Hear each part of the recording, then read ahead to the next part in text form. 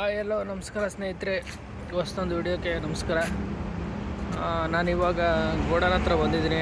ಈಗ ಸರಿಸುಮಾರು ಟೈಮು ಬಂದು 4:40 ಆಯಿತು. ಈಗ ಗಾಡಿ ಹೊರಡಬೇಕು. ಹೊಸಕೋಟೆಗೆ ಲೋಡ್ ಆಗೈತೆ. ಯಾಕೆಂದ್ರಪ್ಪ ಇಷ್ಟೊತ್ತಿಗೆ ಬಿಡೋದಂದರೆ 7 ಗಂಟೆಗೆ ನೋ ಎಂಟ್ರಿ ಸ್ಟಾರ್ಟ್ ಆಗುತ್ತೆ. ಅಷ್ಟರೊಳಗಡೆ ಗಾಡಿ ಸಿಟಿ ದಾಟ್ಕೊಬೇಕು. ಅದಕ್ಕೋಸ್ಕರ ಇಷ್ಟೊತ್ತಿಗೆ ಡೈಲಿ ನಾನು ಇಷ್ಟೊತ್ತಿಗೆ ಬರೋದು. ಸಿಟಿಯಿಂದ ಆಚೆ ಹೋಗೋದಿದ್ರೆ ಸಿಟಿ ಒಳಗಡೆ ಹೋಗ್ಬೇಕಲ್ಲ, ಅದರಿಂದ ಏನು ಮಾಡೋದು.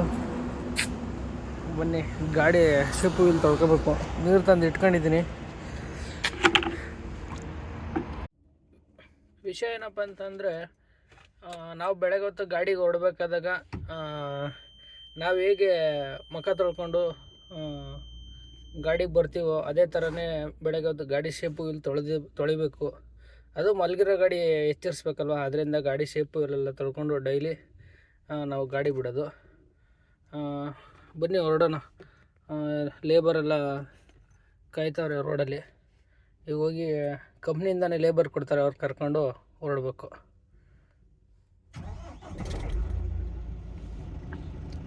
ಬನ್ನಿ ಹೊರಡೋಣ. ಇದು ನೋಡ್ತಾ ಇರ್ಬೋದು, ಇದು ನಮ್ಮ KBD ಟೋಲು. ಇಲ್ಲಿ ಲೇಬರ್ ಬಂದಿದ್ದಾರೆ, ಕಂಪ್ನಿ ಲೇಬರ್ ಇವರು. ಲೇಬರ್ ಕರ್ಕೊಂಡು ಇನ್ನೇನು ಹೊರಡಬೇಕು. ಬನ್ನಿ ಹೊರಡೋಣ. ಸ್ನೇಹಿತರೆ, ಇಲ್ಲಿ ನೋಡ್ತಾ ಇರ್ಬೋದು, ಈ ಜಾಗ ಈ ಗೊರಗುಂಟೆಪಾಳ್ಯ ಸಿಗ್ನಲಿಂದ ಹಿಂದೆಗಡೆ ರಾಜ್ಕುಮಾರ್ ಸಮಾಧಿ ಕಡೆ ಹೋಗೋ ಸಿಗ್ನಲ್ ಇದು. ಡೈಲಿ ಏನು ಸಮಸ್ಯೆ ಅಂತಂದರೆ, ಇಲ್ಲಿ ಈ ಬೆಳಗ್ಗೆ ಹೊತ್ತು ಬಂದರೆ ಈ ಸ್ಲೀಪರ್ ಬಸ್ ಬರ್ತಾವಲ್ಲ, ಅವು ಈ ರೋಡಲ್ಲೇ ನಿಂತ್ಕೊಂಡು ಡ್ರಾಪ್ ಮಾಡ್ತಾ ಇರ್ತಾರೆ. ಜನಗಳು ಇಳಿಸೋದು, ಲಗೇಜ್ಗಳು ಇಳಿಸೋದು, ಇದೆಲ್ಲ ಇಲ್ಲಿ ರೋಡಲ್ಲೇ ಮಾಡ್ತಾ ಇರ್ತಾರೆ. ಅದರಿಂದ ಇಲ್ಲೇ ಒಂದು 15 ನಿಮಿಷ 20 ನಿಮಿಷ ಇಲ್ಲೇ ಟೈಮ್ ತಿಂದು ಹೋಗ್ಬಿಡ್ತೈತೆ. ಒಂದೇ ಒಂದು ಪಾಸ್ ಮಾಡಲ್ಲ, ಏನೂ ಇಲ್ಲ. ಗಾಡಿಗಳು ಸೈಡಲ್ಲೂ ಹಾಕೊಂಡು ಜನಗಳನ್ನ ಇಳಿಸಲ್ಲ. ಸಿಕ್ಕಾಪಟ್ಟೆ ಪ್ರಾಬ್ಲಮ್ ಆಗ್ತೈತಿ. ಗೊರಗುಂಟೆಪಾಳ್ಯ ಸಿಗ್ನಲ್ಗೆ ಬಂದರೆ ಡೈಲಿ ಇದೇ ಟ್ರಾಫಿಕ್ಕು. ಎಷ್ಟೊತ್ತಲ್ಲಾದರೂ ಬನ್ನಿರಿ, ಬರೀ ಇದೇ ಪ್ರಾಬ್ಲಮೇ ಇಲ್ಲಿ. ಈ ಹೆಬ್ಬಾಳ ಸಿಗ್ನಲಲ್ಲಿ 3 ಸೆಕೆಂಡ್ಗೆ ಈ ಸಿಗ್ನಲ್ ಬಿದ್ದತ್ತದೆ. ಗ್ರೀನಿಂದ ರೆಡ್ ಆಗುತ್ತದೆ. 5 ಗಂಟೆಗೆ ಎದ್ದು ಬಂದರೆ ಏನು ಬೆನಿಫಿಟ್ ಅಂತಂದರೆ, ನಮ್ಮ ಬೆಂಗಳೂರು ಪಾಸ್ ಮಾಡೋದಕ್ಕೆ ವೆಹಿಕಲ್ಗಳು ಜಾಸ್ತಿ ಇರೋಲ್ಲ ಬೆಳಗ್ಗೆ ಹೊತ್ತು. ಅದರಿಂದ ದೊಡ್ಡ ಗಾಡಿಗಳು ಟರ್ನೇಜ್ ಹಾಕೊಂಡಿಡ್ತೀವಿ. ಮತ್ತು ಲೋಡ್ ಗಾಡಿಗಳು ಸಿಟಿನಲ್ಲಿ ಬಂದರೆ ಗಾಡಿ ಜಾಸ್ತಿ ಇರೋ ಟೈಮಲ್ಲಿ ಪಾಸ್ ಮಾಡೋಕ್ಕೆ ಕಷ್ಟ. ಬರೀ ಒಂದೇ ಗೇರಲ್ಲಿ ಹೋಗ್ತಾ ಇರಬೇಕು. ನಿಧಾನಕ್ಕೆ ಡೀಸೆಲ್ ಸಿಕ್ಕಾಪಟ್ಟೆ ಕುಡ್ದೋಗ್ಬಿಡ್ತೇವೆ. ಕೊಡೋ ಬಾಡಿಗೆಗೆ ಡೀಸೆಲ್ಲೇ ಕುಡ್ದೋಗ್ಬಿಡ್ತೈತೆ. 10 ಗಂಟೆ ಮೇಲೆ 11 ಗಂಟೆ ಮೇಲೆ ನೋ ಎಂಟ್ರಿ ಬಿಟ್ಟಾದ್ಮೇಲೆ ಬರ್ಬೋದು. ಬಂದ್ರೂ ಡೀಸೆಲೆಲ್ಲ ಫುಲ್ ಸಿಕ್ಕಾಪಟ್ಟೆ ಕುಡ್ದೋಗ್ತೈತೆ. ಅದರಿಂದ ಅಲ್ಲೋಗ್ಬಿಟ್ಟು ಆರಾಮಾಗಿ ಅನ್ಲೋಡಿಂಗ್ ಪಾಯಿಂಟಲ್ಲಿ ಆರಾಮಾಗಿ ಮಲ್ಕೊಂಡ್ರೂ ಪರವಾಗಿಲ್ಲ.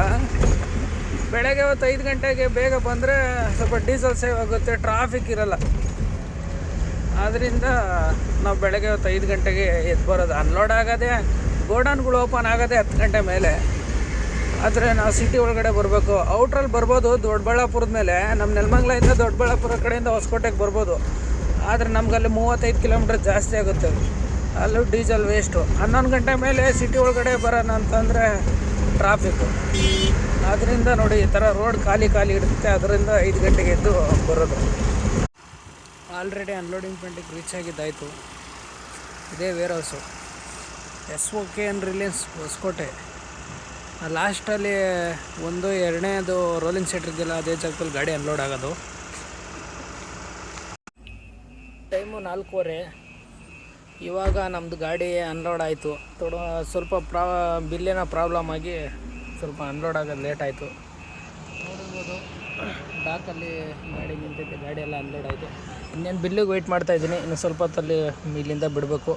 ಇತ್ತ ಕಡೆಯಿಂದ MT, ನಾವು ನೆಲಮಂಗಲಗೆ, ಹೊಸಕೋಟೆಯಿಂದ ಮತ್ತು ನೆಲಮಂಗಲಗೆ MT ಹೋಗೋದು.